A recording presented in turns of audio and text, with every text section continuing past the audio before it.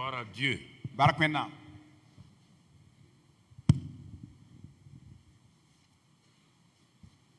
Gloire à Dieu. Barakmena. Nous bénissons le roi des rois, nous bénissons le Seigneur pour tous ceux qui sont là, cette génération montante. Et nous les encourageons à aller toujours de l'avant par la grâce de Dieu et par ce que Dieu a établi. Donc, hier, nous avons introduit le message. Nous sommes allés pas à pas. Ce n'est pas un message nouveau.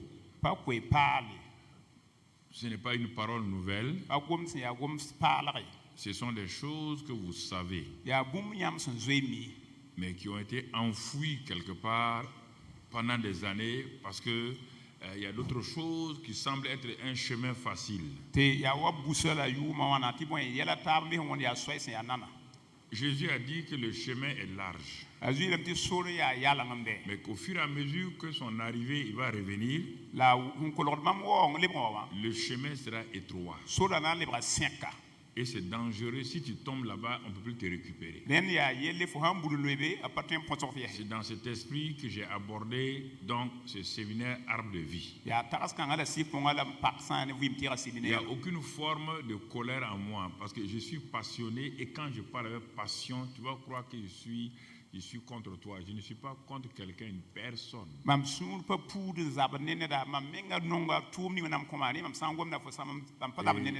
Ça, c'est important. Quand je suis engagé dans quelque chose, je ne le fais jamais ni à moitié ni à 99%. Je le fais à 100%. Il peut y avoir des erreurs, mais ce n'est pas un problème. Dieu me corrige et je vais de l'avant. Quiconque n'est pas corrigé ni corrigible ne peut pas progresser. Quiconque n'est pas enseignable ne peut pas aller de l'avant. Il y a des défis que Dieu m'a dit de relever. Et ces défis-là sont très, très, très importants. Et ce sont des choses, parfois je vous dis, pour vous faire comprendre la grâce de Dieu dans votre vie. Et quand vous comprenez ces choses-là, maintenant vous avancez pas à pas. Vous avancez parce que vous réalisez que c'est la vérité, je vais avancer avec ça. C'est pourquoi le Seigneur m'a dit, reprends tous les messages de base de Christ dans un style élémentaire pour que mes serviteurs et mes servantes reviennent à l'essentiel. Et avec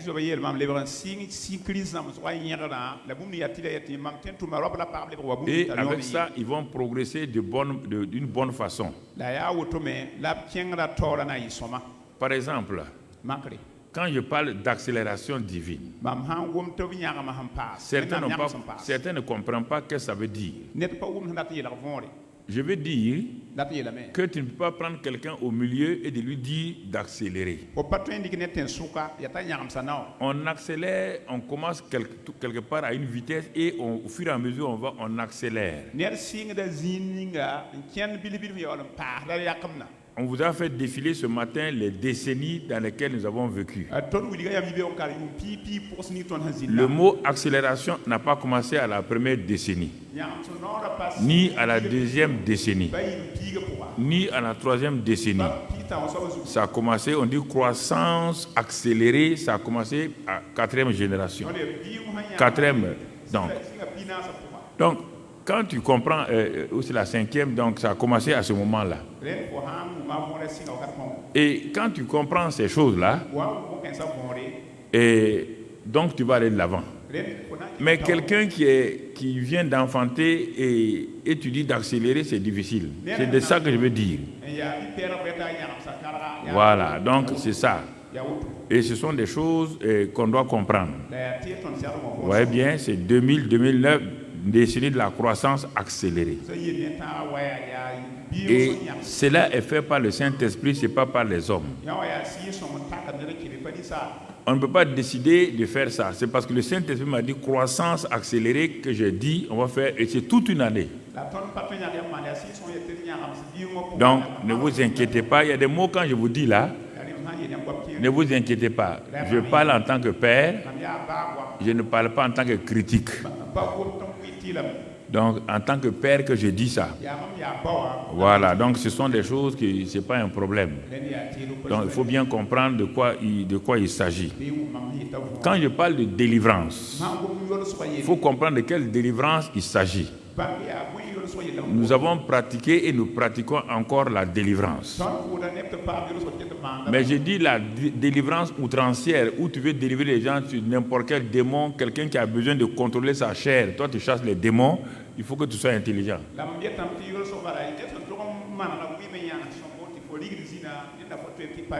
On ne peut pas délivrer quelqu'un de la chair. Il n'y a pas de délivrance de la chair. Alors qu'aujourd'hui, les gens se sont engagés là où ils doivent être donc disciplinés. Ils appellent ça démon. Vous allez conduire les gens en dehors. Un homme qui ne veut pas être discipliné, il vient vous voir. J'ai besoin de délivrance. Et vous vous levez pour chasser un démon. Est-ce qu'il y a un démon de l'indiscipline? Tu as déjà entendu ça? Démon de l'indiscipline? Ça n'existe pas. Donc retournons à ce que notre Seigneur nous a dit. Il y a des gens qui sont paresseux. Dieu a déjà dit, si le paresseux tu te couches, tu te lèveras et tu vas trouver que les autres sont partis te laisser. Si quelqu'un vient te voir, mes affaires ne vont pas, pose-lui des questions. Est-ce qu'il se lève très tôt le matin? Mais normalement, je me lève à 7 heures. Donc, parlez-lui du démon de 7 heures. Un homme qui se lève à 7 heures ne réussira pas. Un homme qui n'étudie pas ne réussira pas. Il veut aller à l'examen du baccalauréat. Toute l'année, il n'a pas étudié. Il vient te voir de faire accélération divine. Donc, il va te dire, pendant 8 mois, il n'a rien appris.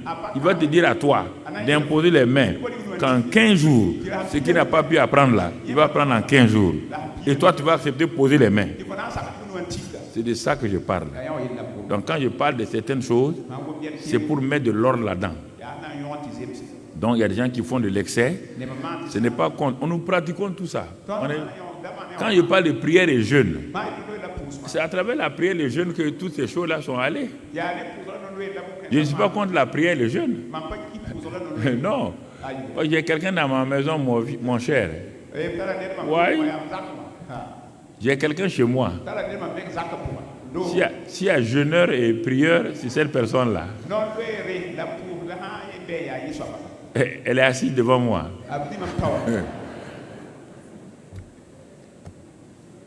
À 3 heures du matin, elle est debout. 3 heures du matin, moi je ronfle. Ça ne fait rien. Moi je ronfle et elle travaille. Mais quand je me lève, avec ce que je sais, je la rattrape rapidement.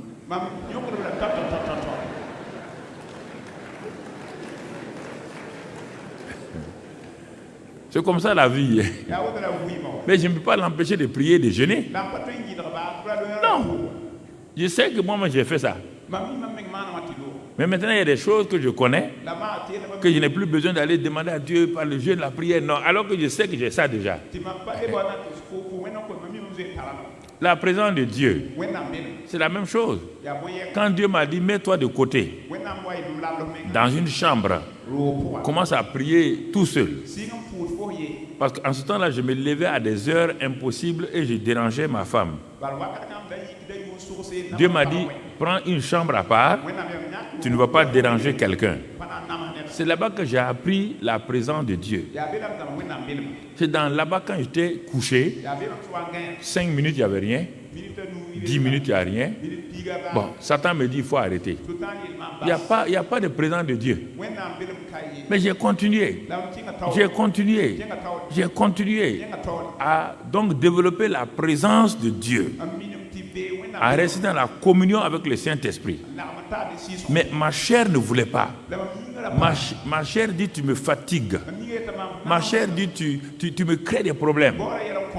Mais quand j'ai continué, je suis arrivé à un moment là, j'ai fait une percée dans ce domaine-là. Et au lieu de passer 1 heure de temps maintenant, en 5 minutes, je sais que Dieu est en moi, il est avec moi, je sais comment introduire quelques cantiques simplement pour l'adorer et sa présence vient. Bon, ma femme, elle est beaucoup habituée à la prière et le jeûne. Quand on s'est mariés, je voulais qu'elle découvre la dimension de la présence de Dieu. Je lui ai dit un matin, chérie, il faut venir. À genoux près du lit. Et je lui ai dit, on s'agenouille. Ne parle pas. Laisse-moi parler et écoute-moi. Ne fais pas de bruit aussi. Reste tranquille. Quand j'ai invoqué la présence de Dieu, j'ai dit, il ne faut plus parler. Laisse-le manifester sa présence. Au bout de 2 ou 3 minutes, je voyais ma femme qui pleurait, les larmes. Je voyais la présence de Dieu remplissait la chambre.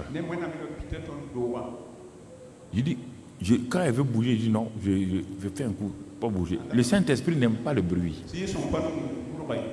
Ouah, non, il n'aime pas ça. Quand on fait ouah, vous les chassez. Il est doux. Ensuite, quand la présence est partie, elle me dit, ah, c'est ça que tu vis. Il dit, ah, moi je suis dans ça là. Mais aujourd'hui, elle est arrivée à ça aussi. Quand elle reste 5 minutes, maintenant qu'elle a pris ce temps-là, elle m'a regardé, elle m'a écouté. Maintenant, frère, parfois même je l'admire. La présence de Dieu vient facilement avec elle. Et Dieu commence à lui révéler des choses. Donc, à ce moment-là, est-ce que c'est mauvais? Elle est autonome maintenant, elle fait beaucoup de choses. Voici, quand tu rencontres quelqu'un qui a emprunté un chemin et tu ne connais pas le chemin, fais attention. Même si tu es le meilleur chauffeur, il y a des virages, si tu les prends mal, tu vas te tuer avant d'arriver à la fin. Dans la vie, c'est comme ça. Dieu a mis des gens devant pour nous conduire. Et c'est avec ça aussi qu'on doit aller de l'avant. Mais quand un homme n'est pas enseignable, c'est difficile pour qu'il puisse aller de l'avant. Donc je voulais vous donner, chaque fois que je vous donne ces choses, ces paroles-là, que vous comprenez. Vous ne pouvez pas être dans la vie chrétienne par jeûne, prière, des mouvements tout le temps crier. Ce n'est pas possible. Vous priez comme ça, vous parlez à qui? Vous êtes en train de parler à Dieu comme ça. Si Dieu, un ange simple apparaît là, vous vont cesser.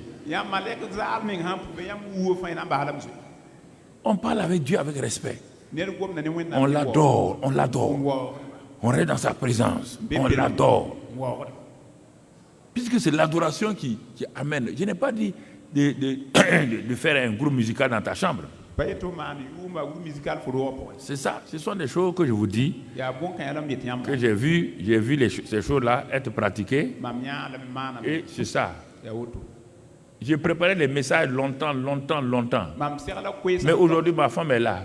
Tu me donnes n'importe quel sujet en 5 minutes, j'ai fini. Parce que les messages sont à moi. Mais chaque année, je développe.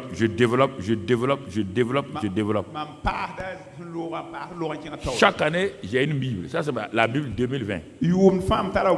La Bible 2019 est remplie de révélations posées. La Bible 2018 est remplie de révélations posées. Toutes mes Bibles sont entassées les unes sur les autres. Je n'utilise plus la Bible 2019. Parce que j'ouvre ça et je veux une révélation profonde plus que 2019. Et déjà, Dieu a commencé à me donner, j'ai commencé à remplir ça, commencé à remplir ces choses-là. J'ai commencé à les remplir d'écriture déjà ce que Dieu m'a donné. Voici, ce sont des choses que je vous dis pour vous encourager. Ce n'est pas pour vous faire autre chose. J'ai commencé comme vous aussi. J'ai lutté, j'ai crié, j'ai pleuré, j'ai gémi, j'ai jeûné. Bon, ça ne produisait pas beaucoup de résultats. Mais aujourd'hui, c'est par l'expérience et l'âge spirituel que j'avance. Je ne suis pas mieux que quelqu'un, non. Donc, si tu comprends ces choses-là, tu vas comprendre la vérité. Et tu vas changer, mon frère, ma soeur. Alors ce soir, nous allons tout juste voir, on va commencer maintenant à mettre la dynamique dans le message. Nous avons mis des fondations. On va commencer à mettre la dynamique, la construction. Et notre premier message de construction donc, commence ce soir. Comment mener un combat spirituel efficacement. Comment mener un combat spirituel efficace. Tout combat, naturel comme spirituel, il faut bien comprendre. Tout combat,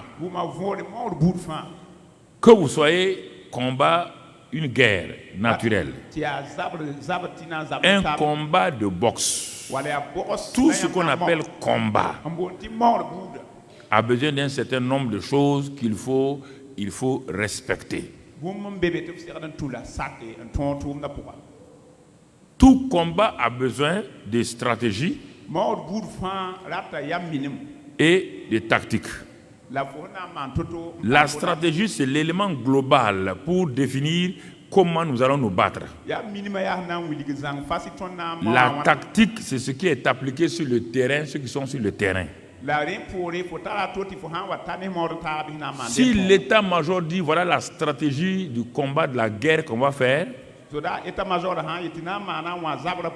le capitaine qui est sur le terrain là, s'il n'est pas tacticien, s'il ne connaît pas les tactiques, il arrive dans un endroit, l'ennemi est de ce côté, il y a une rivière là, il y a un marécage là, mais le capitaine là, la stratégie ne peut pas s'adapter, il faut des tactiques maintenant d'occupation du terrain. Mais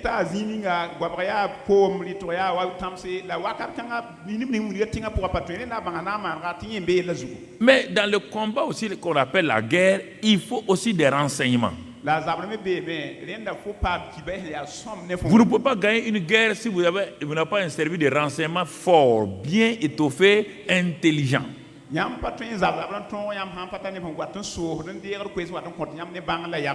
tout combat, il y a aussi des armes. Des armes appropriées parce que quel genre de combat vous voulez mener? Il y a le combat de l'air. Il faut des avions. Le combat de mer, il faut des bateaux. Le combat de terre, il faut des hommes. Il faut aussi des chars. Il y a le combat corps à corps. Et il y a le combat, il y a la guerre asymétrique comme actuellement on le vit. La guerre asymétrique n'a pas commencé maintenant par ce qu'on appelle les terroristes et autres. La guerre asymétrique a commencé par Satan. C'est le patron de la guerre asymétrique. Satan n'a jamais boxé au-dessus de la ceinture, il boxe en dessous de la ceinture. Par quel moyen? Les pièges, les ruses, les séductions. Ça, c'est son affaire. Alors, je te pose la question. Vous voulez faire le combat spirituel et vous ne connaissez pas votre ennemi. Je vous ai dit ce matin, votre ennemi est un esprit. Il est invisible. Alors, si vous voulez le combattre, si lui il est esprit, puisqu'il est esprit, invisible, et vous êtes dans le naturel, vous n'avez que la vue, les choses, les 500 naturels, vous ne pourrez jamais vaincre, vous ne pouvez jamais gagner le combat. Jamais. Nous continuons. Non seulement il utilise ces moyens-là, il utilise des accusations. Si tu es un homme charnel et qu'il t'accuse, il fait mentir les gens sur toi, si ça te trouble déjà, tu es vaincu.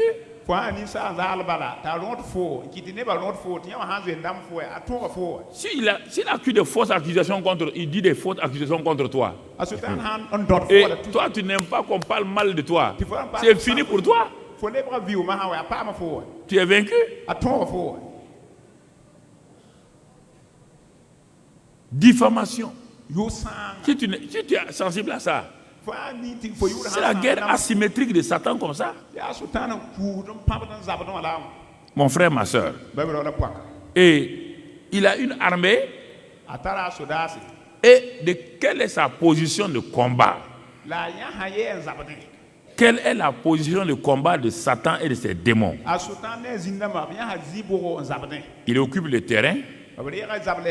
Il est dans l'air. Puisqu'il est le prince de l'air, n'oublie pas, il est dans l'air, il est aussi sur la terre. Les démons qu'il assigne à chaque personne pour les empêcher d'avancer. Tu ne connais pas tout ça là. Et vous dites qu'on va faire combat spirituel. Vous amenez les pauvres femmes, les pauvres choses, les se font laminer et puis ils ont des problèmes.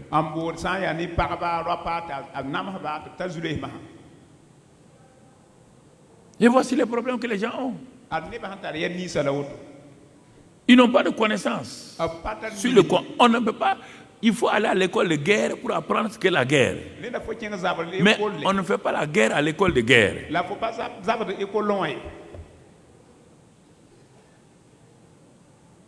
À l'école biblique. On ne fait pas le pastorat à l'école biblique. Comme à l'école, quand ils disaient les chrétiens sont fâchés. Aujourd'hui, les grandes armées du monde ont fait des écoles de guerre. Mais les ennemis ont développé des guerres asymétriques qu'on n'a pas appris dans les écoles de guerre. Aujourd'hui, on a des problèmes. Les gens font le corps à corps. Ils viennent à côté de toi, tu ne sais même pas que c'est ton ennemi. Alors, comment tu vas faire? À l'école de guerre, on n'apprend pas ça. À l'école biblique, on n'apprend pas certaines choses. C'est à l'école du Saint-Esprit. Et vous ne voulez pas aller à l'école du Saint-Esprit? À l'école biblique, on apprend qu'à lire la Bible. Et encore là, ce n'est pas complet même. Je vous parle. Il y a des bonnes théories. Il y a la pratique. La pratique vient par l'expérience. Tu as essayé de faire ça, tu as échoué. Tu vas chercher les voies et moyens pour ne plus échouer. Et cette école-là est une école très importante. Et un des ennemis, un ennemi d'Israël qui a dit à Israël dans Ésaïe, quand il voulait faire la guerre, Rabshakeh, il a dit, pour effrayer il dit, mais pour faire la guerre, là, il faut la force et la prudence. Parce que c'était un homme terrible, un stratège fin, un tacticien fin. Quand il a commencé à parler seulement, toute l'armée d'Israël avait des problèmes, le roi avait des problèmes. Ils sont allés courir vite, aller chercher Isaïe le prophète.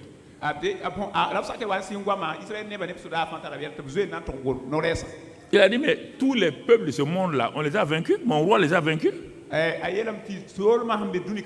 Il dit, mais sur quel... Vous voyez comment la guerre des paroles. C'est la même stratégie que Goliath a parlé pendant 40 jours, la guerre des paroles.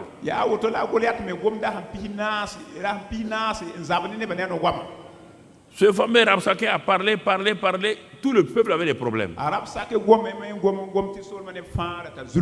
Il dit, vous voulez vous appuyer, tous les peuples ont des dieux, on les a vaincus. Notre Dieu est fort. Ce n'est pas le Dieu d'Israël qui va nous vaincre. Mais heureusement qu'en Israël, il y avait un prophète appelé Isaïe. Quand il a entendu ça, il a parlé à Dieu. Dieu lui a dit ce qu'il faut dire. À la guerre des paroles, il faut des paroles. À la guerre des actes, il faut des actes. Si tu ne connais pas tout ça là, je vois beaucoup de gens qui vont faire le combat. Ils croient parce qu'ils crient. C'est pas ça le combat.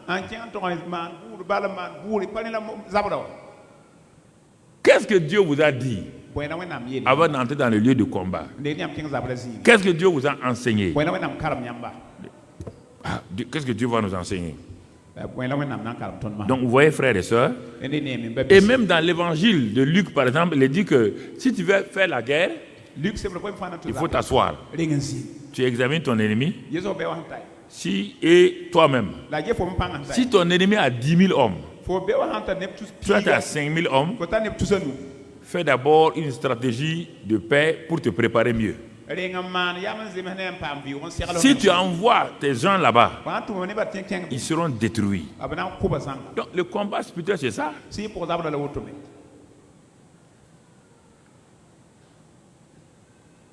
Les gens croient seulement, il faut dire au nom de Jésus, il faut crier le sang de Jésus, c'est fini. Vous croyez que ça effraie le diable comme ça et puis c'est fini?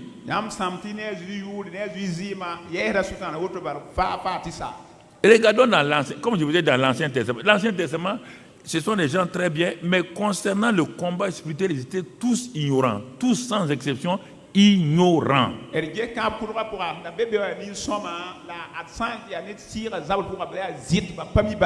Le grand Job, un homme sanctifié, un homme qui vit dans la pureté.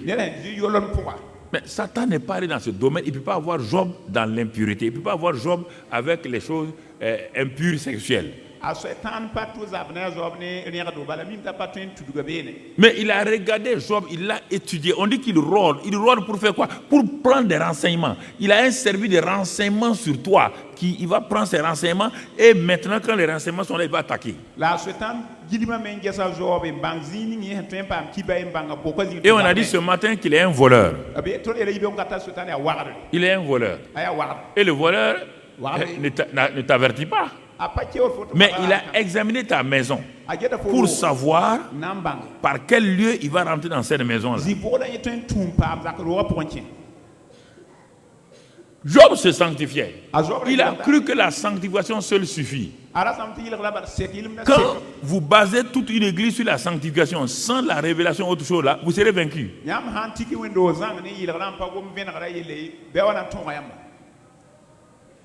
Mais tous les jours, Satan le poursuivait. Satan poursuivait sa famille. À tel point qu'il a osé aller se présenter devant Dieu. Et Dieu le surveillait. Dieu dit à Satan, exprès, as-tu vu mon serviteur Job? Parce que Dieu il dit oui, je l'ai vu. Dieu dit il n'y a pas un homme aussi intègre que Job. Un homme aussi pur que Job. Satan dit oui. Il dit peau pour peau. Tu connais l'homme, moi aussi je connais l'homme. Tous ces gens qui te suivent là, alléluia, alléluia, touchent à leurs intérêts, tu vas voir. Ils vont te maudire en face. Satan connaît chacun d'entre nous. Et il sait l'intérêt sur lequel nous nous appuyons. Tant qu'on ne nous a pas enlevé ça, on parle bien. Quand on va nous enlever ça, on va commencer à insulter. Et tu vas être étonné quand le type va t'insulter, tu seras étonné.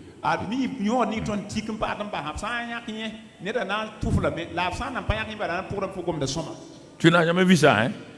Quand tu aides quelqu'un, chaque fois tu l'aides. La seule fois que tu ne vas pas l'aider là, c'est que tu vas entendre en ville. Là. Satan est comme ça. Vous comprenez? Les gens sont comme ça. Parfois, ça ne m'étonne pas, je vois des gens à qui tu as aidé, ils disparaissent. Ils font comme s'ils ne te connaissent même pas. On dirait qu'on a effacé dans leur mémoire que toi étais en relation, vous étiez en bonne relation. Non, Satan efface ça de leur pensée.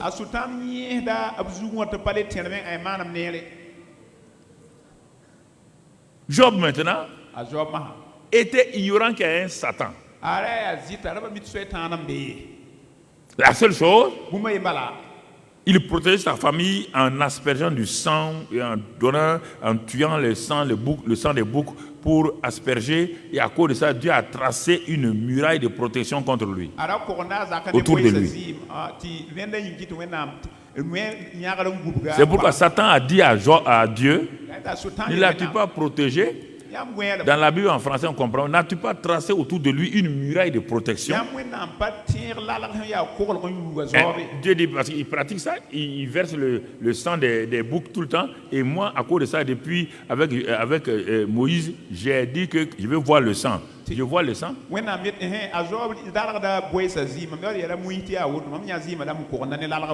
Mais Job ne savait pas que l'ennemi rôdait. L'ennemi a regardé Job, il a trouvé le moyen pour passer.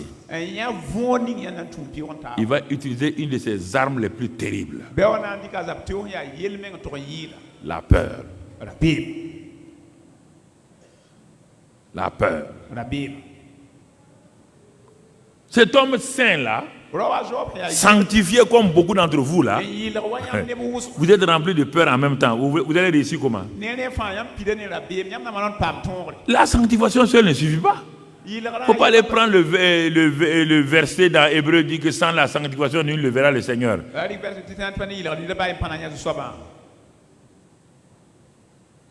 Ne prends pas un seul verset pour t'accrocher à quelque chose. Prends l'ensemble.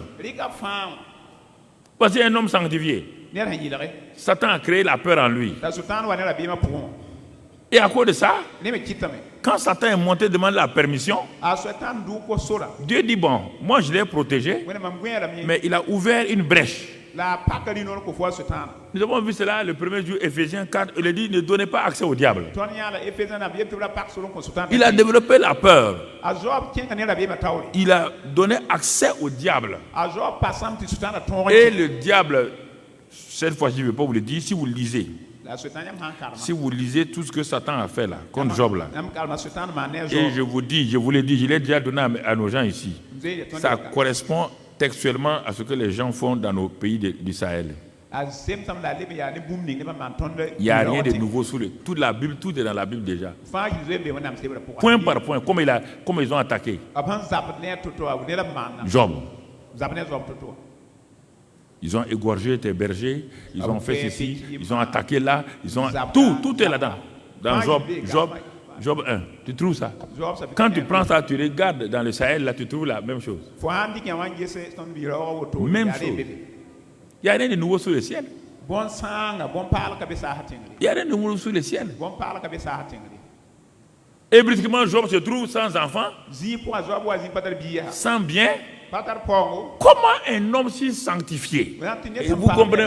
Comment on dit? Les gens ont dit que c'est Dieu. Est-ce que Dieu va s'asseoir volontairement envoyer le malheur sur quelqu'un? Non. Mais la Bible te dit dans Job 3, quand Job avait des problèmes, il dit simplement, c'est ce dont j'avais peur là, qui m'arrive, c'est ce que je craignais là, que je suis en train de récolter. Alors, ce soir là, si toi tu es dans la peur de quelque chose, ça peut t'arriver. C'est pourquoi partout le Seigneur dit, ne craignez point. Prenez courage. Ne craignez point. Prenez courage. Parce qu'il sait que la peur, c'est la porte d'entrée de l'ennemi dans ta vie, dans ta famille. Je peux te raconter plus de 100 témoignages de gens. Des gens qui avaient peur que leur mari fasse accident. Un jour, on avait dit que le mari a fait accident, il est mort. Qui avaient peur que leurs enfants soient écrasés sur la route de l'école. Toi, tu dis que tu pries. Tu te lèves le matin, tu pries. Seigneur, tu vois, mes enfants sont en moto, ils vont à l'école. Seigneur, je mets le sang de Jésus autour d'eux. Je mets le sang de Jésus pour paver le chemin. Ta prière est bonne. Mais tu t'assois chez toi et ton cœur bat en disant, on va m'annoncer qu'ils ont fait accident. Donc, tu as annulé ta prière. Tu as annulé ta prière. Et tu n'es pas loin du téléphone. Dès que le téléphone sonne, tout de suite tu cours au téléphone. Parce que tu veux entendre que ton enfant a fait accident. Continue, tu vas l'entendre. Un jour, tu vas prendre le téléphone, tu vas dire, c'est Madame Intel, oui, vos enfants ont fait accident. Pas rire avec ça. Hein? Okay. C'est ça qui fait échouer beaucoup de gens, des hommes de Dieu. Plein d'hommes de Dieu, ils ont des églises, ils ont peur. La peur les habite partout. La peur de lendemain. La peur de ce qui va m'arriver. Pourtant, ils sont dans le combat spirituel. Mais quel combat ils font? C'est ça qui a détruit Job. Pas autre chose. C'est Job qui l'a dit de sa bouche, c'est pas moi. Mon frère, ma soeur. Alors, quand tu comprends ces choses-là, tu vas comprendre le combat spirituel là, comment mener le combat là de façon efficace. Parce qu'une guerre se prépare. Une guerre a ses stratégies, ses tactiques, ses armes. Donc, au temps de Job, Job a perdu. Dieu va le reprendre parce qu'il ne savait pas comment combattre. Un autre homme de l'Ancien Testament, je prends l'Ancien Testament pour vous montrer déjà. Un autre homme de l'Ancien Testament, il s'appelle Daniel, un jeune prophète, bien. Vivant dans la sanctification, lui aussi. Il a refusé de manger à la table du roi. Il a dit que lui se sanctifie, qu'il ne veut pas être souillé. Dieu l'a approuvé. Dieu l'a approuvé. Dieu approuve ça. Et un jour, Dieu vient dire à Daniel, il lui montre une calamité qui va venir sur le pays. Des problèmes qui vont arriver sur le pays. Donc, c'est dans Daniel 10 qu'on va voir ça. Donc, Dieu le prévient, je donne le résumé avant qu'on lise, c'est trop long. Dieu lui parle de cette calamité-là. Donc, frères et sœurs, et quand Dieu lui a parlé de cela, dans Daniel 10 et au verset 1, alors Daniel a commencé à prier. Il a prié sur la base de quoi? D'une parole qui lui a été révélée. De ce qui allait arriver dans le pays. C'est sur la base de cette révélation qu'il va commencer son temps de prière et de jeûne. Mais cette forme de jeûne-là, c'est une forme de jeûne assez difficile même. Choisir ce que tu veux, ce que tu n'aimes pas manger là. Manger, c'est plus difficile que c'est s'abstenir de l'eau et des choses. Et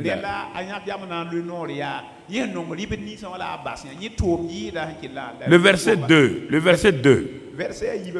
Il est écrit là-bas, Daniel, je fus 3 semaines dans le deuil.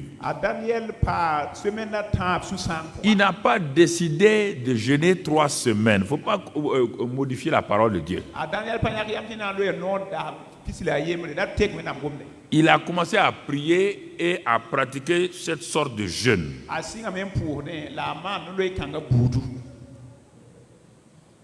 Pendant 3 semaines, il n'y avait aucun résultat. C'est parce que le premier jour, il n'y a pas eu de résultat qu'il a continué le deuxième jour. Il n'a pas dit à quelqu'un, je vais aller jeûner 3 semaines, 21 jours. Non. La parole a été révélée. Il a commencé un jeûne et une prière. Premier jour, il n'y a rien. Deuxième jour, il n'y a rien. Versets 3 et 4. Daniel 10, versets 3 et 4. Je ne mangeais aucun mets délicat.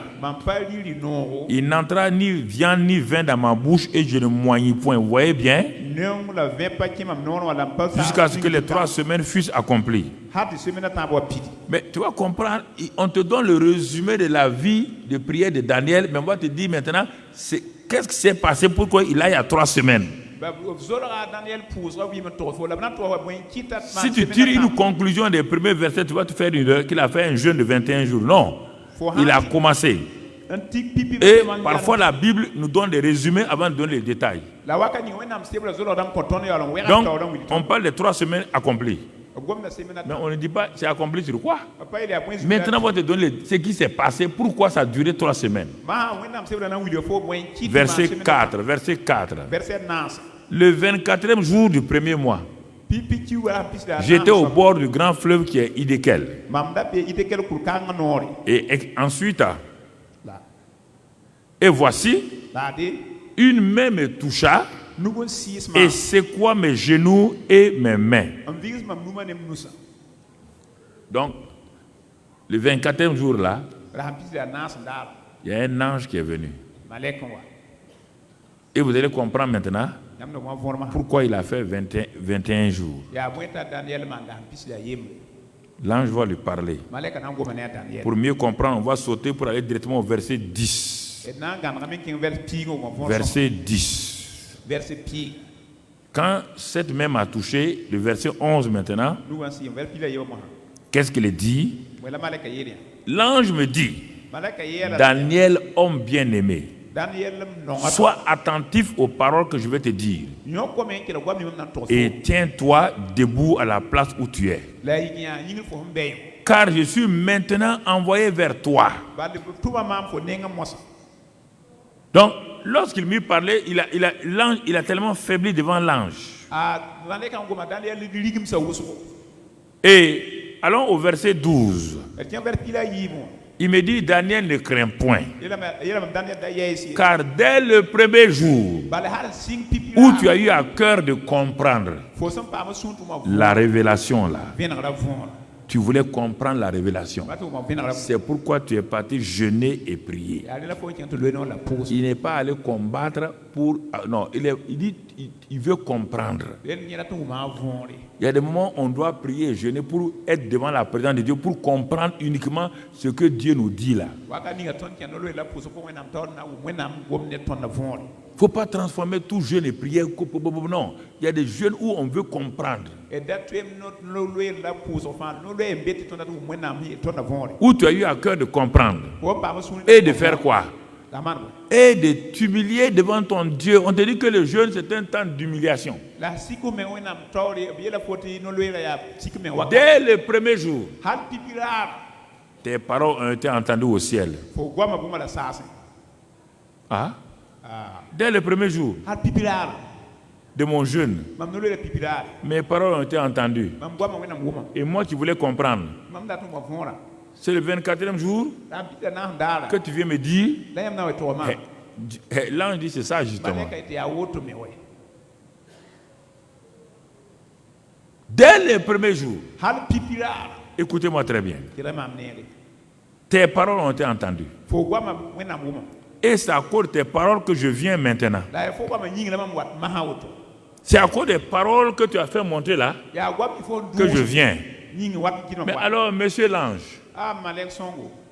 monsieur l'ange, tu dis le premier jour, mes paroles ont été entendues. Et c'est le 24e jour que tu viens me parler. L'ange va lui révéler quelque chose. Il y a eu un combat. Mais un combat dont Daniel ne savait pas, n'avait aucune connaissance de ce combat. Qu'est-ce qui s'est passé, mon frère, ma soeur? Il lui dit ceci, et on continue toujours avec Daniel. Il dit, le chef du royaume de Perse m'a résisté 21 jours. Où? L'ange doit venir d'où? L'ange doit venir d'où? Daniel est en train de combattre où? Ça c'est les gens de l'Ancien Testament. Les gens de l'Ancien Testament, ils ne pouvaient pas avoir la victoire parce qu'ils étaient charnels et ils jeûnaient et priaient sur la terre. Et tu vas comprendre maintenant tout à l'heure où nous sommes. Si tu ne combats pas selon ta position, tu vas t'imposer toi-même des jours et des jours alors que Dieu ne t'a pas imposé. C'est-à-dire qu'il ne faut pas aller prendre les choses de l'Ancien Testament, aller appliquer absolument dans le Nouveau Testament. Ça ne marche pas. Ça ne marche pas, mon frère. Il dit le roi de Perse m'a résisté. Chaque fois que tu vois le mot roi de Perse là, on parle de Satan lui-même. Il m'a résisté 21 jours. Ça, c'est Gabriel, l'ange Gabriel qui se tient à la présence de Dieu qui parle. Gabriel n'est pas un ange guerrier. C'est pourquoi il ne pouvait pas passer. Mais regarde la révélation. Mais voici Michael, l'un des principaux chefs de guerre. Vous voulez combattre dans la chair des êtres qui sont dans l'air, et c'est pourquoi vous durez. Il vous faut des jours et des jours. Si vous n'avez même pas compris la chose, comment vous allez vaincre? Si vous n'avez pas compris ce qui se passe, vous allez vaincre comment? Mais dans l'Ancien Testament, ils n'étaient pas nés de nouveau, ils n'étaient pas de fils. Leur prière montait. Mais regardez, ils sont sur la terre. Michael, l'un des principaux chefs, c'est lui le chef de l'armée, l'ange Michel, l'archange Michel. Qu'est-ce qu'il a fait? Est venu à mon secours. Alors, si des anges viennent au secours des anges, si tous les anges n'ont pas la capacité d'affronter Satan, pourquoi tu l'affrontes? Il faut que tu connais ta position, ton autorité que Dieu t'a donnée. Gabriel te dit, lui il a essayé de descendre avec le message de Dieu. 21 jours, Satan lui a dit de retourner avec son message. Allez, retourne là. 21 jours.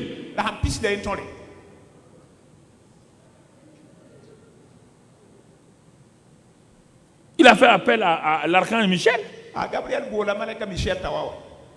de venir à son secours.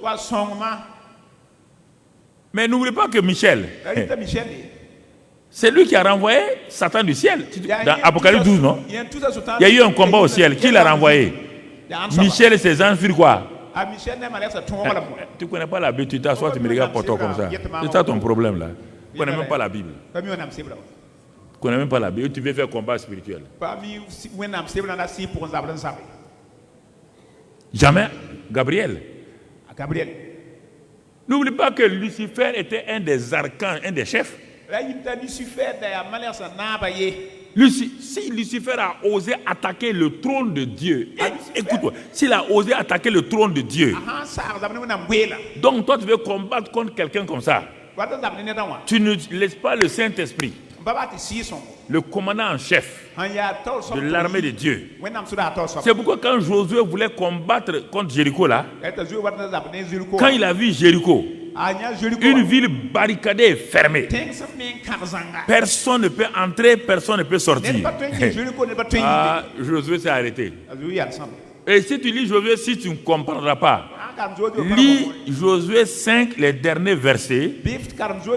Quand Josué était arrêté là, il regardait, il se disait, mais Dieu, comment on va faire? La ville est barricadée. Personne ne peut rentrer, personne ne peut sortir. C'est en ce moment-là que Josué voit quelqu'un apparaître. Quand il le regarde, Josué dit, tu es des nôtres ou bien tu fais partie des ennemis. Ça, ce n'est pas l'archange Michel. Ça, c'est le Saint-Esprit lui-même. Il dit, je ne suis pas d'un côté ni de l'autre. Il dit, enlève tes souliers. Quand Michel vient, on n'enlève pas les souliers. Quand Gabriel vient, on n'enlève pas les souliers. Mais quand le Saint-Esprit vient, c'est lui qui est venu devant Moïse encore. Et c'est lui qui vient devant Josué. Il dit, enlève tes souliers de tes pieds, car ce lieu-là est saint. Ce n'est pas un ange ni un archange. Et c'est lui qui dit maintenant à Josué comment faire le combat contre Jéricho. Regardez dans l'Ancien Testament comment il faisait. Il fallait attendre. Il faut toujours attendre. Et vous voulez copier les gens de l'Ancien Testament pour vaincre dans le Nouveau Testament. Contre les esprits, contre les démons, ils n'ont jamais réussi. Aucun d'entre eux n'a réussi. Aucun. Vous partez puiser là-bas. Ça ne marche pas.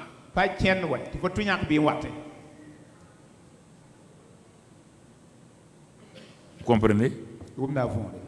Il dit il m'a résisté. Michael est venu, un des chefs, et il a permis que je passe. Parce que moi je suis le messager. Lui il est un chef de guerre. Chacun tient sa position. Ce n'est pas Michael qui a pris le message pour amener. Non, non, non. Michael était un chef de l'armée. Il frayait le chemin pour les gens de l'Ancien Testament. Pour que Gabriel fasse son travail. C'est la même chose dans l'église. On ne peut pas remplacer l'onction de quelqu'un, on ne peut pas remplacer l'onction d'autre. C'est pourquoi Saül a eu des problèmes. Il a pris son onction pour égorger, pour donner l'holocauste. Alors que le prophète Samuel avait dit d'attendre que lui il vienne.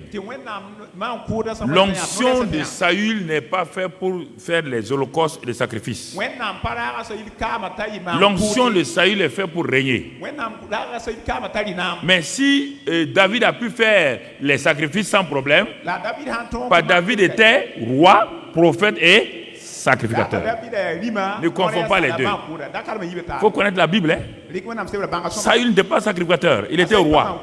Mais David, il a transporté l'arche de l'Éternel. Il a vidé ça, il a vidé Gabaon. Il a pris l'arche de Dieu de Gabaon. Il est venu mettre chez lui près de sa tente à Jérusalem. Ça, c'est parce que David. Parce qu'il est sacrificateur. Tout ça, tu ne comprends pas ça. On va faire combat. On va faire combat. C'est pas hoa, hoa. C'est hoa. Tu ne comprends pas ça. C'est dans les Écritures, ce n'est pas une révélation, c'est les Écritures. Et il lui a donné le message à Daniel. Et les choses se sont accomplies. Alors, maintenant, nous, on a vu l'Ancien Testament, comment ils opéraient dans les combats spirituels. Nous, maintenant, par rapport à Daniel, on ne peut même pas copier Daniel parce que nous avons un avantage. Jésus s'arrête. Jésus s'arrête. Un jour, il s'arrête, il parle. Il dit, Jean-Baptiste là, c'est qui? Les gens ont dit c'est un prophète. Il dit non, il est plus que prophète. Ah, les gens disent ah bon, il est plus. Oui, oui, c'est la voix, le messager de l'heure. Il n'est pas un simple messager. Ce n'est pas un prophète. Donc il a vanté Jean-Baptiste. Il l'a élevé. Tout le monde a Jean-Baptiste est formidable. Mais Jésus s'arrête. Il dit, Jean-Baptiste là, par rapport au royaume des cieux que moi j'ai amené là, il est inconnu dans le royaume.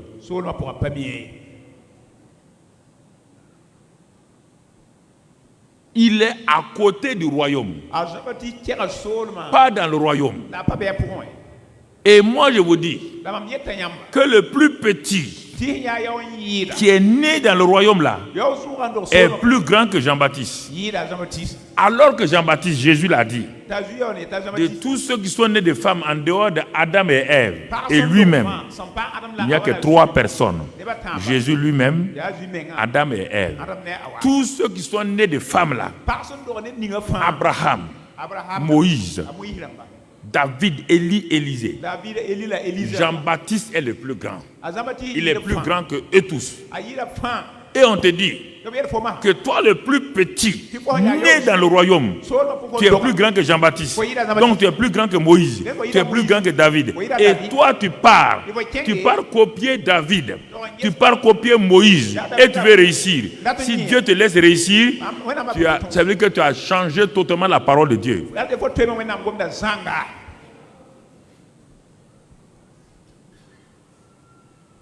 C'est la Bible, hein? Il ne faut pas dire votre prophète a dit ça, je m'en fous de lui.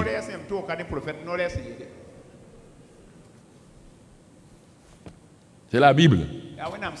Vous ne voulez pas la Bible, vous voulez lire les livres là. Vous ne voulez pas lire la Bible. Jésus l'a dit. Toi la femme, tu es plus grand que Jean-Baptiste. Ils ne sont pas nés dans le royaume. Ils ne sont pas fils, ils sont serviteurs. On te dit que Moïse était serviteur dans la maison, il n'était pas fils. Et toi, tu es fils.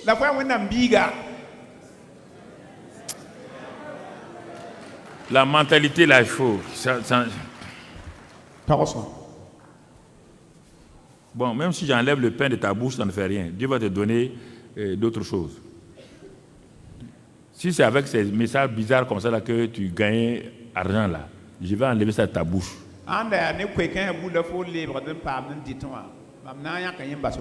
Tu ne vas plus avoir quelqu'un pour manger sa chair.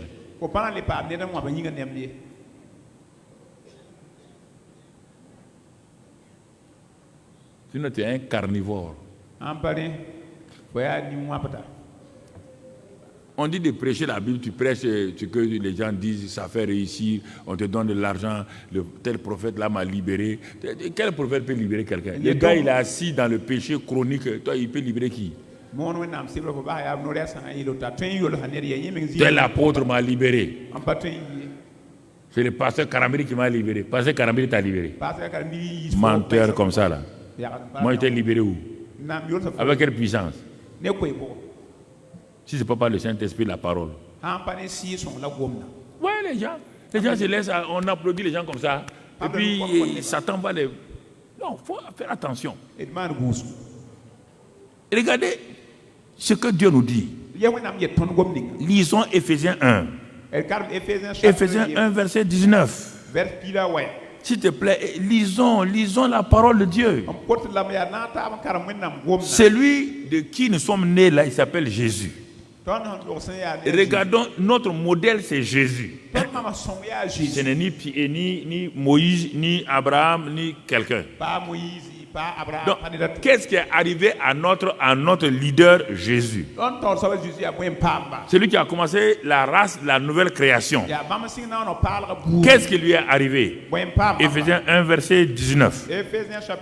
Dieu dit, par la vertu de ce que Dieu a fait là, il dit quelle est envers nous qui croyons l'infinie grandeur de la puissance de Dieu qui se manifeste avec efficacité par la vertu de sa force. Tout ça c'est pour faire quoi? C'est avec la vertu de sa force là que le verset suivant, le 20, tu vas comprendre. Dieu a déployé cette vertu de sa force en Christ. Il a ressuscité des morts. On te parle du Saint-Esprit. Il a ressuscité d'entre les morts. Ce n'est pas fini. Et il l'a fait asseoir à sa droite dans les lieux célestes. Écoute-moi ces mots. Dans les lieux célestes. Au-dessus. Retiens bien ces mots-là. Christ est assis dans les lieux célestes, au-dessus de toute domination, toute autorité, toute puissance, toute dignité, et de tout nom qui se peut nommer dans le siècle présent et dans le siècle à venir. Absolu, un absolu, ce qu'on appelle l'absolu. Et il continue. Il a tout mis sous ses pieds et il a donné pour chef suprême à l'Église. L'Église qui est son corps, la plénitude de celui qui remplit tout en tous. Écoute maintenant. Toi, Jésus-Christ est celui, notre modèle. Ce qui lui est arrivé là. Et en tant que Christ, il est la tête. Et l'Église est son corps. Je veux que vous arrêtez là un peu. C'est ta tête qui est assise sur la chaise là. Hein? Ah bon? C'est pas ta personne entière, non? Ta tête et ton corps sont assis au même endroit. Et l'Église de Jésus-Christ veut de la terre faire une guerre à quelqu'un qui est dans le lieu céleste. Daniel n'a pas pu le faire. Il a fallu qu'un archange vienne à son secours. Par sa résurrection, Christ est la tête. Il va amener le corps aussi au même endroit que lui. Éphésiens 2, versets 5 et 6. Même chose, Éphésiens 2, versets 5 et 6. Vous n'étudiez pas la Bible. Votre faiblesse, c'est ça. Il dit, nous qui étions morts par nos offenses, Dieu nous a rendus à la vie avec Christ. C'est par grâce que nous sommes sauvés. Et maintenant, il dit quoi? Il nous a ressuscités ensemble. Avec qui? Avec Christ. Et nous a fait asseoir ensemble dans les lieux célestes en Jésus-Christ. Notre position, c'est la terre. Bien que nous soyons sur la terre, vous ne comprenez pas. Bien que vous soyez sur la terre physiquement là, vous êtes positionné où? Votre autorité est où? Votre puissance est où? Tout vient de cette position là. Oui ou non? La tête étant au-dessus de toute domination. Le corps est aussi au-dessus de quoi? La tête étant au-dessus de toute autorité. Le corps est où? Quand on t'a honoré, premier agrégé, là, c'est ta tête qu'on a honoré. Hein? Tu as laissé ton corps à Abidjan, tu es parti prendre le truc ailleurs, c'est ça? Tu es parti en entier, non? Alors pourquoi vous voulez diviser Jésus en deux morceaux? Christ d'un côté et le corps de l'autre côté. Vous ne comprenez pas le monde spirituel? Vous ne connaissez pas la vie de l'esprit?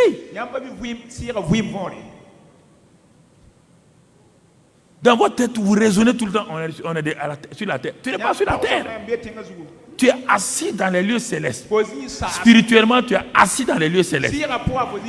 Avec Christ. Lieu céleste, ce n'est pas paradis. Et écoute, voilà, ignorant encore, ignorant. Quand il dit lieu céleste, il te dit, parce que je ne suis pas encore mort. On ne parle pas de... Je ne parle pas d'un mort. Lieu céleste, ce n'est pas le paradis. C'est la position de combat. Ce n'est pas de paradis. Quand on est au paradis, on ne combat pas.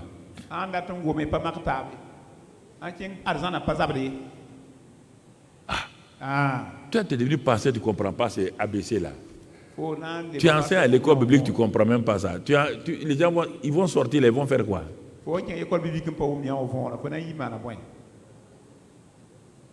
Le problème est là.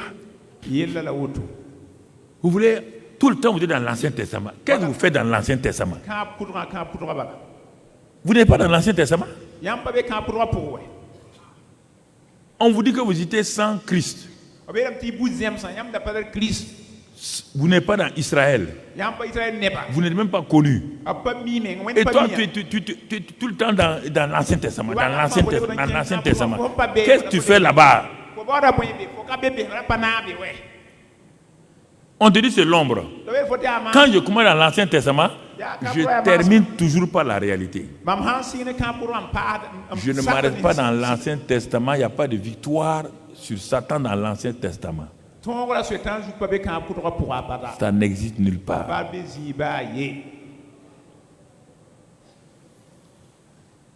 Ça n'existe pas. Il n'y a pas de victoire là-dedans.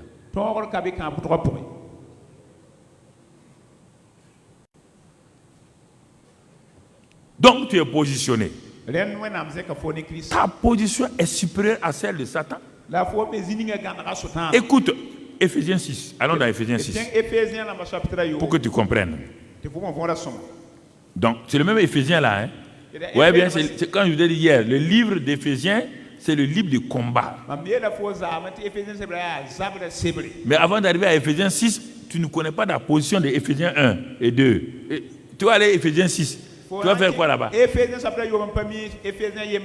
Voici un homme qui n'a pas été formé comme soldat, on lui donne grenade, épée, revolver. Il va faire quoi avec ça? Tu n'es pas passé par Éphésiens 1, ni Éphésiens 2, ni Éphésiens 3, ni Éphésiens 4, Éphésiens 5. Et toi, tu cours à Éphésiens 6. Tu veux utiliser des armes que tu ne connais pas. Éphésiens 6 te dit quoi? Même, allons, Éphésiens 6. Qu'est-ce qu'il dit là-bas? Il dit, nous n'avons pas à lutter contre la chair et le sang. Mais contre quoi? Les dominations. Mais on te dit, quand on dit on n'a pas à lutter contre la chair et le sang, donne-moi ce verset-là, tu vois, il est là devant toi, mon frère. On n'a pas à lutter contre la chair et le sang, mais nous avons à lutter contre les dominations. Tu vois, il ne connaît pas la Bible, c'est pourquoi il cherche dans... tu vois, il n'a pas donné encore le verset là. Il croit que c'est à côté de toi. Je ne vais pas te dire, c'est à côté de toi là-bas. Voilà. Il est en train de chercher quelque part.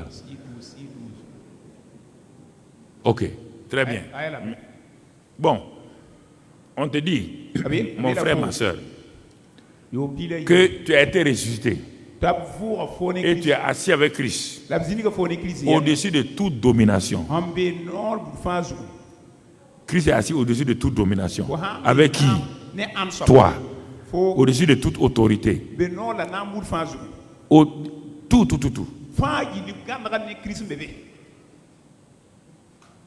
Maintenant, toi, tu ne tiens pas compte de ça. Éphésiens 1 a devancé Éphésiens 6. Mais le verset tranquille et reste tranquille. Reste au repos. Laisse-le tranquille comme ça. Éphésiens 1 précède Éphésiens 6. On te dit, quelle est ta position déjà? C'est en tant qu'élevé que tu vas pour le combat. C'est en tant que vainqueur que tu vas pour le combat. C'est en tant qu'héros élevé que tu pars pour le combat. Toi, tu quittes ta position, tu prends la position céleste, terrestre, et tu veux utiliser les armes célestes. Comment un homme terrestre peut utiliser les armes célestes? Et on va te dire dans ce passage-là, non pas à lutter contre la chair et le sang, contre les dominations, contre les autorités. Regarde bien, tout ce qu'on cite où tu es au-dessus là, on le cite ici. Ce qui te trouble là, on a dit lutter seulement, et toi tu changes. Comme on a dit le mot lutter ici là, toi tu crois que c'est lutter, c'est la lutte traditionnelle quoi. Mais on t'a déjà dit que tu es déjà au-dessus d'eux. Et il te l'a déjà dit dans Luc 10, 19. Je vous ai donné toute autorité de marcher sur les serpents et les scorpions et sur toute la puissance de l'ennemi. Il t'a déjà dit ça. Mais quand on dit lutter là, ce n'est pas le fait de combat, non. Ta position est déjà supérieure. Parce que Satan est aussi dans les lieux célestes. Mais il y a deux positions célestes. Ta position est supérieure à celle de Satan. Il est écrit qu'il est sous les pieds. Éphésiens 1 là, il est sous les pieds. Il a mis tout sous les pieds du corps. Bon, si tu ne comprends pas ça, tu vas aller lutter. Regarde comment ce que Satan va te faire. Il va te blesser. Il va te créer des problèmes. Des problèmes terribles. Ta position, tu n'aimes pas ça. Tu ne veux pas accepter ta position. Ça, ce n'est pas l'humilité, ça, c'est l'ignorance. C'est l'ignorance. Et les armes que Dieu va te donner. Dieu te dit, prenez toutes les armes de Dieu. Les armes de Dieu ne sont pas charnelles. C'est pourquoi Paul complète, dit les armes que Dieu vous a données, prenez toutes les armes là. Dans 2 Corinthiens dit ces armes là ne sont pas charnelles. Tu ne peux pas lutter contre les dominations, les autorités avec des armes charnelles. Et toutes les armes, dit prenez toutes les armes là, les armes de Dieu. Prenons quelques, regardons simplement dans la pratique du quotidien, tu vas comprendre ce que je dis là.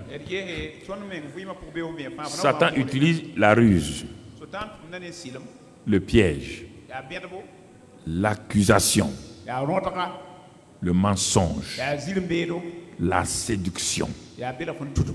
Voici ces moyens tactiques qu'il utilise sur la terre.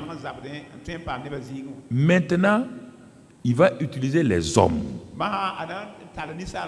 qui sont ses alliés. Pour faire quoi? Et les hommes sont ses instruments et Dieu aussi a ses instruments humains. Toi, tu es dans l'armée de Dieu et les autres sont dans l'armée de Satan. Maintenant, toi, tu oublies que tu es positionné. Tu es plus haut que l'homme qui va te parler là. Tu es plus haut que même Satan qui parle à travers l'homme là. Tu te vois toujours à terre. J'entends des pasteurs qui disent nous sommes des simples vers de terre. Si tu es un simple ver de terre, c'est pourquoi tu es écrasé tous les jours. Simple ver de terre, un enfant de Dieu qui est simple ver de terre. Ça c'est quoi? Un simple ver de terre. C'est ça que Job a dit, c'est pourquoi il a été écrasé là. Vous aimez des paroles vraiment bizarres. Vous aimez ces paroles. Vous ne croyez pas en vous, vous ne croyez pas ce que Christ a fait de vous. Regardons quelques éléments simples. Éléments simples. Dans la guerre, Goliath utilisait des paroles, une attitude. Et Israël a perdu la guerre pendant 40 jours. Quand David est venu, à la stratégie des paroles, tactique des paroles de Goliath, David a répondu par des paroles. Goliath avait ses armes, David aussi avait ses armes. David n'a pas utilisé les armes que Saül a utilisées qui ne pouvaient pas vaincre Goliath. Il a pris ses propres armes, ces armes que Dieu lui a données. Il n'a jamais vu en Goliath un géant. Il a vu en Goliath un oiseau. C'est pourquoi il a ramassé des cailloux, des pierres. Goliath n'est pas un géant, c'est un oiseau. On tue les oiseaux avec des pierres, avec des lance-pierres. Parce que derrière David était assis sur les épaules de Papa bon Dieu.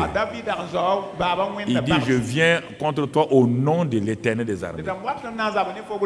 Derrière moi, là, parce qu'en ce temps-là, Dieu n'était pas en eux.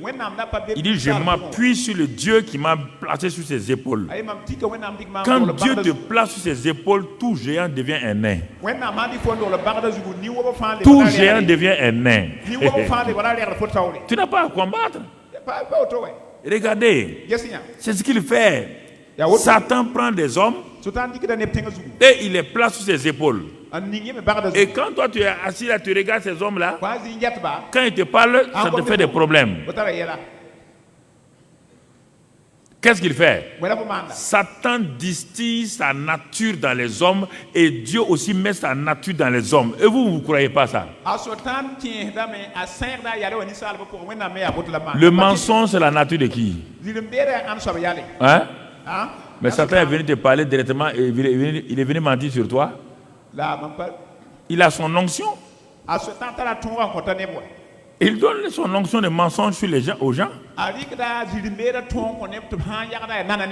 Jésus dit qu'il est père du mensonge. Au mensonge satanique. Si tu sais que tu es positionné en Christ et Christ est la vérité, ça c'est la nature de Christ. Au mensonge, à la nature mensongère de Satan, tu réponds par la nature vérité de Jésus. Il n'y a pas d'aller jeûner prier. Quand on ment contre toi, tu ne peux pas aller jeûner prier. Le jeûne de prière n'arrête pas le mensonge. C'est la vérité. La vérité. Face à la haine de Satan, ne va pas prier et jeûner, ne perds pas ton temps dans le jeûne et la prière. Face à la haine de Satan, tu présentes l'amour de Dieu.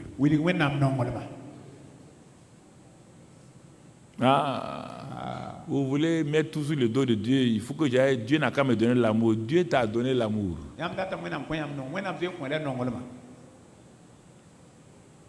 Quand Satan manifeste la rancune dans ton cœur, pour enlever la rancune, il ne faut pas aller jeûner et prier.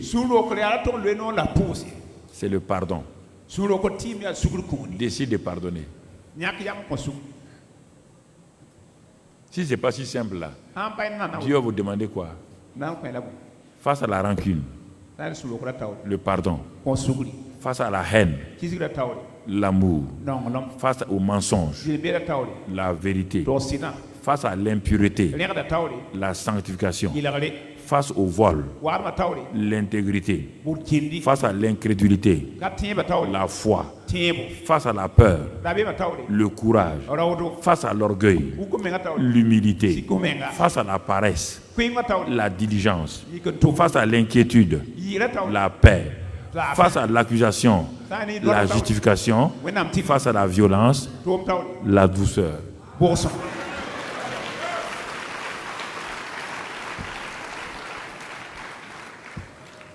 Tu vas aller jeûner pour faire quoi? Le jeûne ne donne pas la douceur. Le jeûne ne donne pas la justification. Le jeûne ne donne pas la paix. Le jeûne ne donne pas la diligence. Le jeûne ne donne pas l'humilité. On te dit que c'est lui qui s'humilie, c'est lui que Dieu élève. On appelle celui qui part jeûner. C'est lui qui s'humilie. Si tu es un enfant de Dieu, tu peux t'humilier. Même Jean-Baptiste qui n'était pas humble là, qui n'était pas enfant de Dieu, il s'est humilié. Il a dit qu'il faut que Jésus grandisse, que lui soit petit.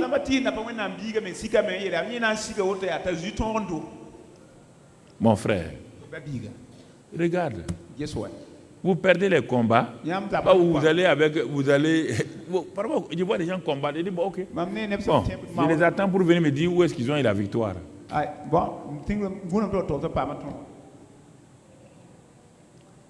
Quand vous partez, vous agrippez à des choses, malédiction générationnelle. Je ne comprends pas. La malédiction générationnelle, ça vient d'où? C'est le problème. Qui est la source de ça? C'est Adam. C'est Adam. Adam. On te dit qu'à la croix de Calvaire, mais je ne comprends pas. Dans Galates, il est dit que, dans Galates 3, 13, etc., on te dit là-bas que Jésus-Christ, par sa mort à la croix, il est venu enlever la malédiction. Je ne sais pas si je peux avoir 3 jeunes gens, s'il vous plaît, rapidement. 3 jeunes gens rapides, ils viennent là. Voilà, avec, c'est ça. Arrêtez-vous là. 3, voilà. Mettez-vous voilà, comme ça. Ne fermez pas mon écran. Okay. Mettez-vous là, non. Là, okay. Ou bien mettez-vous un peu là-bas, l'autre côté. Là, ok. Très bien. Mettez les caméras sur eux. Vous voyez la frère et sœur. Voici Jésus au milieu. En chemise blanche. Voici Adam. En chemise, cravate noire, cravate rouge. Vous voyez là?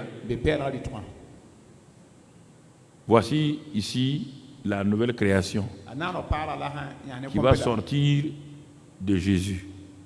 L'ancienne création est de l'autre côté. Vous voyez ce que la croix a fait? Poussez un peu, ouvre tes bras. Ouvre tes bras, celui du milieu, Jésus. Voilà. Quand Adam est tombé là, la malédiction est rentrée sur la terre. Toi, tu parles de malédiction générationnelle. C'est ton papa qui a produit la malédiction. Des histoires comme tu vas prendre ton pauvre papa là, tu vas mettre toute la malédiction sur lui. S'il pouvait se réveiller du tombeau, il va te donner une belle gifle. Il dit, c'est moi ton problème. Et des histoires comme ça là. Je peux avoir quelqu'un d'autre là, un homme en rouge. Tu as peur, non? Mets-toi entre le bleu et là-bas. Bon, Adam, pousse-toi un peu.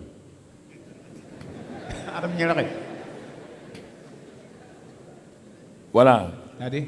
Tous les hommes ont un papa. Il est en rouge. Il est venu avant Adam ou après Adam? Hein? Tous les hommes sont venus après qui? Avant la chute d'Adam ou après la chute d'Adam? Donc, qui a mis la malédiction sur nos parents là? Hein?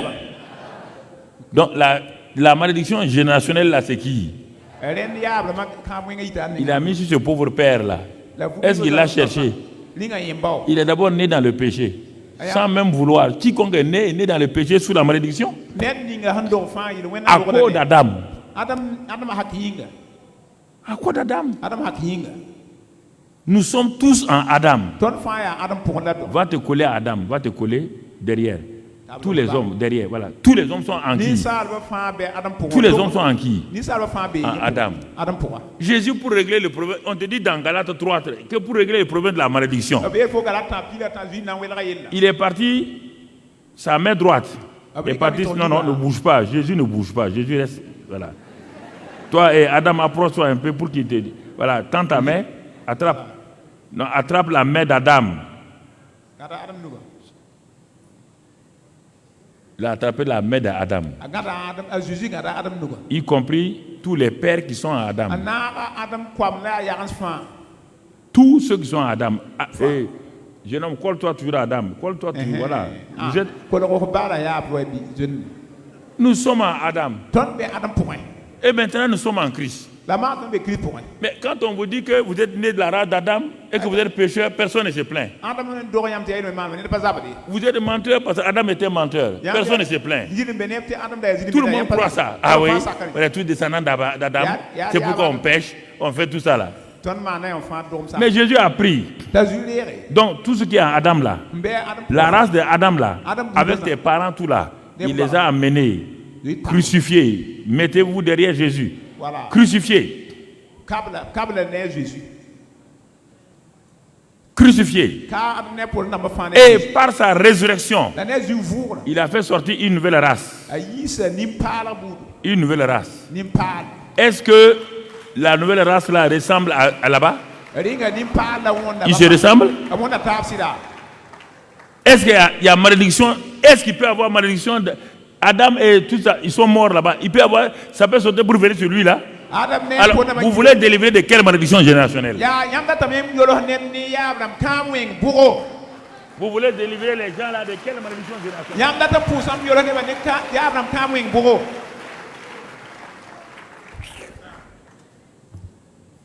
Vous voulez délivrer quelle génération?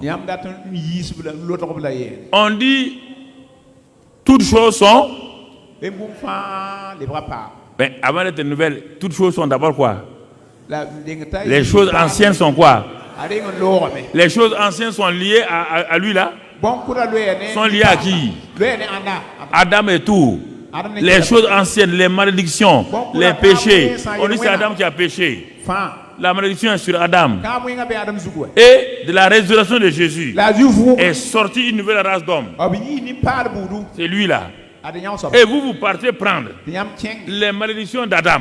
Vous venez mettre sur cet homme-là. Maintenant, et vous voulez les délivrer parce que vous voulez gagner l'argent. Délivrez-les. Vous pouvez délivrer la nouvelle création. Vous allez les délivrer de quoi? Envoie-moi Colossiens 1:13. Colossiens 1:12 et 13. Envoie-moi ça. Envoie-moi ça. Parce que vous dites que ça marche. Parce que votre expérience n'est pas la Bible. Que j'ai prié pour quelqu'un, malédiction générationnelle, ce n'est pas la Bible, ce n'est pas parti. Le gars était ignorant. Quand on délivre les ignorants, ils font ça. Ils tombent à terre, ils vomissent, ils tremblent. Ça, c'est les ignorants. Mais ce n'est pas toi qui les as délivrés. Envoie-moi, rendez grâce au Père qui vous a rendu capable d'avoir part à l'héritage des saints dans la lumière. Verset qui suit mon frère, qui nous a délivrés de la puissance des ténèbres. La puissance des ténèbres, il y a le péché, il y a la malédiction, il y a la mort prématurée, il y a la pauvreté. Tout ça dans Galates 3:13, pauvreté, malédiction, tout est là-bas. Il nous a délivrés de ça. Et quand il nous a délivrés, il ne nous a pas laissés là-bas. Il nous a transportés dans le royaume du Fils de son amour, en qui nous avons la rédemption et la rémission des péchés.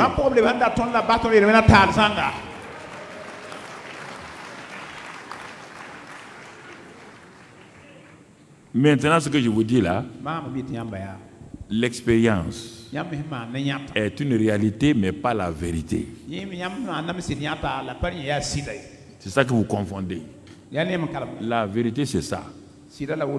Mais quelqu'un qui n'a jamais compris ça, à qui on n'a pas enseigné, il a besoin d'être délivré ou dans sa mentalité qui n'est plus maudit. Parce qu'il pense qu'il est maudit. Mais il a reçu Christ. Mais il ne sait pas ça. Satan fera tout pour qu'il ne fonctionne pas correctement. C'est ça son travail.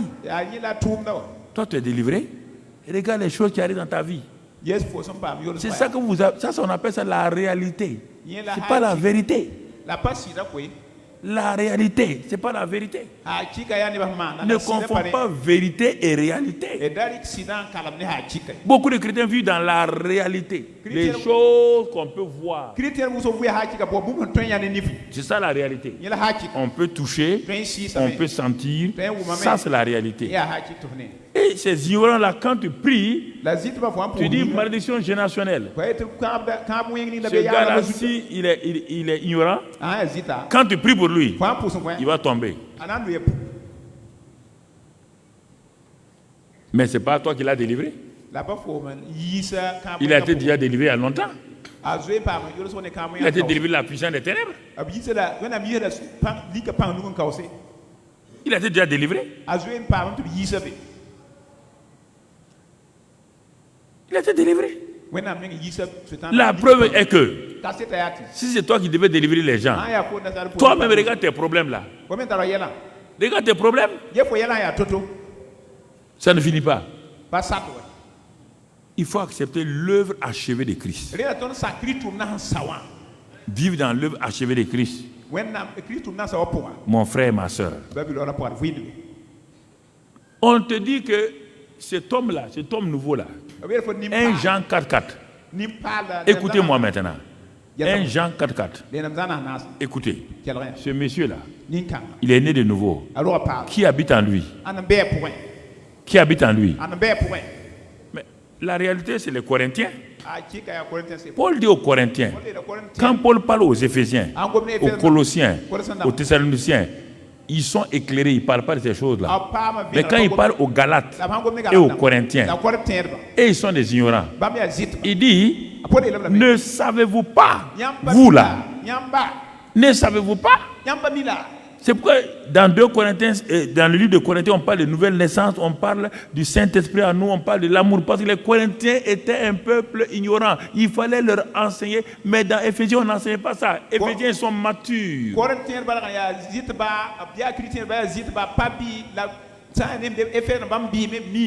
Il y a 2 livres, Corinthiens et Galates. C'est le livre des légalistes et le livre des petits-enfants charnels. Il dit vous êtes des enfants, on ne peut que vous donner que du lait. Vous partez prendre ces livres des petits-enfants, au lieu d'aller prendre les livres des gens matures, vous prenez les livres des petits-enfants. C'est parce que vous êtes un pasteur petit-enfant. Et vous maltraitez les gens avec ça. Tout le temps, il y a un démon qui roule dans mon corps. Quel est ce démon qui roule dans ton corps là? Regardez-le. 1 Jean 4,4. On dit celui qui habite en toi, il est plus grand que celui qui est au dehors. On te dit qu'il est plus grand que Satan qui est au dehors, que les démons qui sont au dehors. Il est plus grand. Nous voulons faire croire aux gens que cet homme qui est né de nouveau, en qui le Saint-Esprit habite, même les gens de l'Ancien Testament, même les gens de l'Ancien Testament n'avaient pas de démons en eux. Et maintenant, un homme qui est né de nouveau, lavé par le sang de Jésus, lavé par le sang de Jésus, mon frère, ma soeur, et le Saint-Esprit est venu habiter en lui. Est-ce qu'on peut me donner le pain d'une femme? Le pain d'une femme, on peut me donner rapidement un pain de femme là? Un pain de femme ou bien un mouchoir de femme? Voilà, ok. Ouvre ça bien, ouvre ça bien. Ok. Hey. Yes, yeah.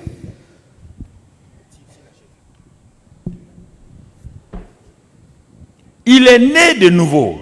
Laisse sa main. Il est né de nouveau. Christ habite en lui. Christ habite en lui. On dit celui qui est en lui est plus grand que ce qui est au dehors. Mais il est ignorant. Il ne comprend pas. Il faut d'abord l'asseoir pour l'enseigner. Est-ce qu'il a compris la nouvelle naissance? Mais si tu ne l'enseignes pas ça, il est la justice de Dieu. La justice de Dieu, on ne peut même pas le condamner à plus forte raison qu'un démon vienne habiter en lui.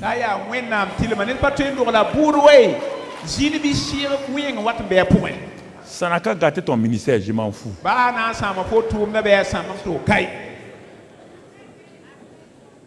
Celui qui est en lui, le Saint-Esprit, qui est parti en enfer, rentré en enfer, allait prendre l'âme de Jésus là-bas. Satan était là-bas. Et il a retiré la clé de la mort et du séjour des morts pour mettre entre les mains de Jésus. Le Saint-Esprit est rentré là où Satan est. C'est-à-dire que l'enfer là, il est sorti sans égratignure. Écoute-moi. Ce même Saint-Esprit habite dans cet homme. Et voici, vous me dites que le Saint-Esprit est en lui. Et il y a un démon qui va venir habiter en lui. Lui est le Saint-Esprit. Et vous me dites de croire à ce mensonge. Dans ta maison, tu vis avec un démon. Et dans ta maison, tu vis avec ton ennemi du quartier.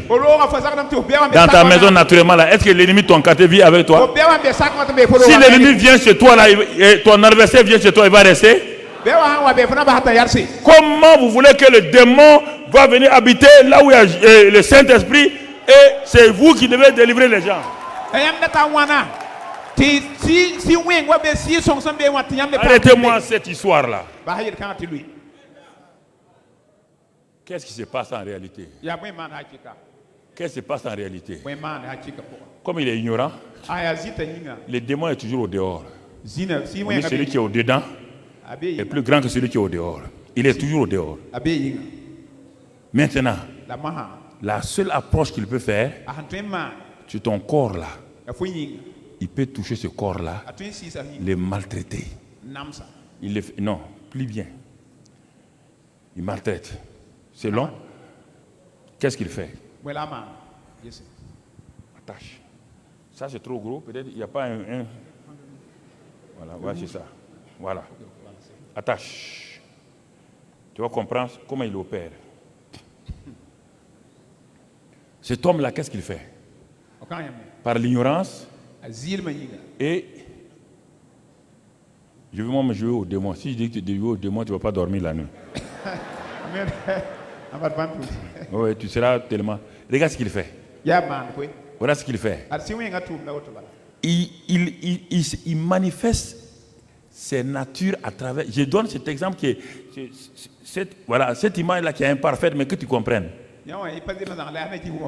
Simplement, il n'est pas en toi. Mais il agit comme s'il était en toi.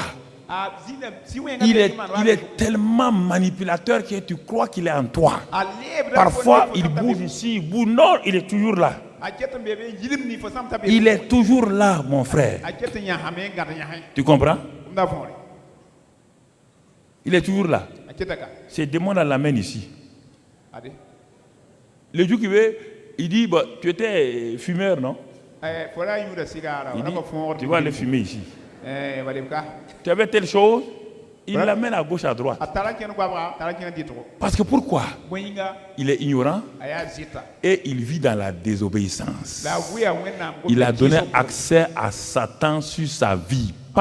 Satan ne peut pas aller s'asseoir. Je pose la question. Dans tout pays, il y a un palais présidentiel. Même le chef de l'opposition vit avec le président dans le palais présidentiel. Oui, c'est ça, non? Hein? Ah bon, un ennemi du président va aller vivre dans le palais présidentiel. Il peut rentrer. Il peut rentrer. Et là, le palais divin de Dieu. Les démons viennent et rentrent en toi. Arrêtez ce mensonge-là. Si vous dites que vous avez délivré des gens, les démons sont sortis, ils ne sont pas sortis, ils n'étaient pas en lui. Ils étaient tout juste dans son corps là.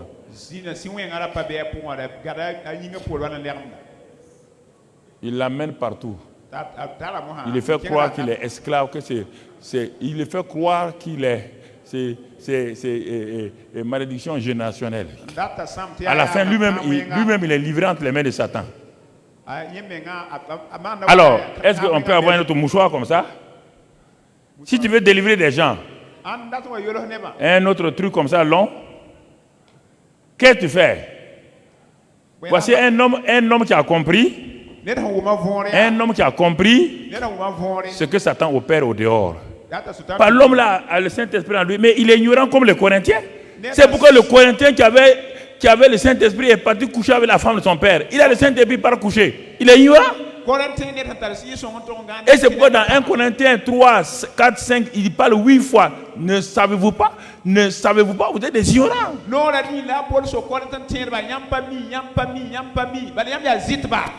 Qu'est-ce qu'on doit faire maintenant? Écoutez, ce démon qui fatigue cet homme-là, cet évangéliste qui a compris. Attends, ouvre bien. Cet évangéliste qui a compris, qu'est-ce qu'il va faire? Il va prendre autorité sur ce démon. Il va lier ce démon maintenant. Il va lier le démon. Il va le lier. Il va le lier. Et il dit au nom de Jésus, tu lâches prise. Le démon est lâché. Le démon lâche prise sur sa victime. Attends, non. Faut pas, c'est ça. Faut pas enlever. C'est ça. Il ne t'ai pas dit d'enlever. Tu es pressé comme ça, il y a quoi même? Quand il a fini avec le démon, qu'il a lié, chassé, il revient, il va maintenant où? Il va le faire asseoir. Il va le faire quoi? Il va simplement dire, mon ami, il est libéré. Il dit, tu vois, tu es libéré, va. Il lève les mains, il est libéré.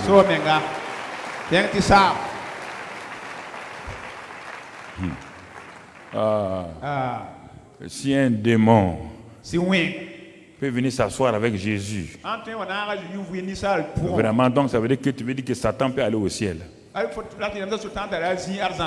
Tu es assis avec Jésus dans les lieux célestes. Et le démon vient, il rentre en toi. Et le Saint-Esprit est assis. Il dit au démon, prends une place. Prends une place. Assois-toi. Vous n'avez pas été enseigné. Ne dis pas votre expérience. Hein. Je m'en fous de votre expérience. Moi, j'ai chassé les démons, ils sont partis. Je croyais qu'ils étaient là. Dieu m'a dit, vous êtes des fous. Hein.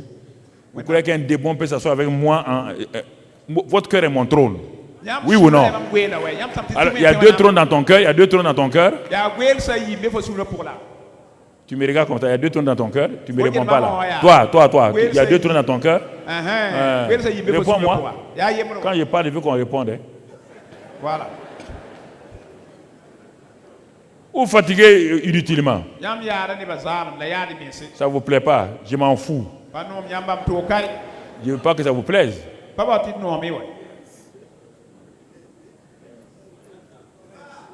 Vous voulez... Non, je m'en fous de ça. Ou vous voulez vous vanter. Vous voulez vous vanter de quoi? Vous pouvez compléter le travail de Jésus. L'œuvre est achevée. Il dit tout est accompli. Exerce ce qu'il a fait.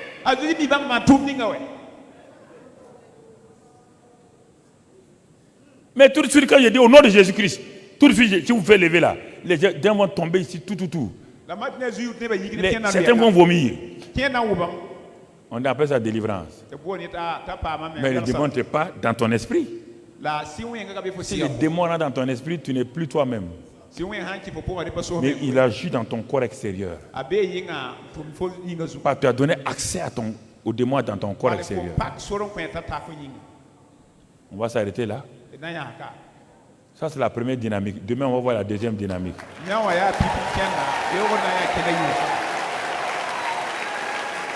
Non, écoute-moi. C'est ça. Si tu n'as pas compris ça là, déjà moi tu es fatigué. Tu as chose générationnelle. Je vous ai raconté mon histoire comme j'avais des problèmes. J'ai fait des efforts. Si tu me dis que j'ai une malédiction générationnelle, il faut que tu me dises le nom de cette malédiction là. Moi, je ne te quitte plus. Hein. Si un médecin dit que tu as telle maladie et il veut te chasser, tu le convoques. Si quelqu'un te dit que tu as une malédiction générationnelle, il s'assoit et te dit que tu as une malédiction générationnelle et il ne te délivre pas. Tu dis mon ami, là où tu rentres, je rentre. Il faut que tu enlèves le démon là. Hein? Il faut que tu enlèves la malédiction là. Mais comme vous le laissez et vous dites que vous avez malédiction générationnelle, et puis on vous dit d'aller et vous partez, c'est parce qu'ils font le malin là. S'il te dit que tu as malédiction générationnelle, attrape-le. Ton pied, mon pied. Si tu es une femme, tu vas t'asseoir chez lui. Ton mari a dit que j'ai une malédiction générationnelle. Je n'ai jamais entendu ça là. S'il t'a dit, c'est qu'il a la capacité de chasser. Si tu n'as pas la capacité de faire quelque chose, tu le dis. Tu es un méchant. Tu ne peux pas enlever ma malédiction, tu me dis que je suis maudit. Je suis maudit. Il faut l'enlever. Hein. Je ne bouge pas. Excellent Père de grâce. Merci ce soir. De ce que tu nous enseignes, tu nous guides pour entrer dans le combat spirituel de la vérité. Non pas la réalité. La réalité ressemble à la vérité. Ce sont des choses pratiques qui sont réelles. Ce n'est pas que, il n'y a pas de fausseté là-dedans. Mais c'est l'ignorance qui fait qu'on croit à ça. Enseigne-nous pendant ces 2 jours qui restent encore à rentrer dans la dynamique de la vérité. À pratiquer ça sans effort. Parce que nous avons l'autorité, nous avons le Saint-Esprit en nous, nous avons la parole de Dieu. Merci pour tous tes bienfaits. Sois loué et sois exalté. Au nom de Jésus. Amen. Et attendez que vous sortez, s'il vous plaît. Sortez. Sortez rapidement, ceux de la première rangée, la sortez. Par ligne. Ne vous arrêtez pas pour saluer. Après, ça fait des gros d'étranglement. Vous pouvez passer par là. Montez par là, passez. Voilà. Montez par là. Voilà, passez par là, c'est plus rapide pour vous.